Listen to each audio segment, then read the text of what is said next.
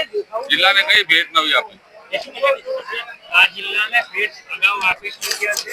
આજે જ્યારે સ્થાનિક સ્વરાજ્યની ચૂંટણીઓ છે અને એ ચૂંટણીઓમાં રાજ્ય સરકારે આપેલી યોજનાઓ, રાજ્ય સરકારે કરેલા કામો, આ કામોની વાત કાર્યકર્તાઓ સાથે ચર્ચા કરવા માટે આવ્યા હતા અને એ વાત આજે કાર્યકર્તાઓ બૂથ સુધી લઈ જાય અને ભારતીય જનતા પાર્ટીને જ્વલંત વિજય મળે એ માટેનું આહવાન કરવા અમારા નાયબ મુખ્યમંત્રી શ્રી આદરણીય હર્ષભાઈ સંઘવી સાહેબ આવ્યા.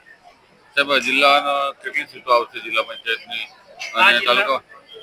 આ જિલ્લા પંચાયતની અંદર આ મંચ પરથી કહેવામાં આવ્યું તેમ આ જિલ્લાની અંદર 32 જિલ્લા પંચાયતની ચૂંટણી થઈ રહી છે, 150 તાલુકા પંચાયતની ચૂંટણી થઈ રહી છે અને બોડેલી નવી બનેલી નગરપાલિકાની ચૂંટણી થઈ રહી છે.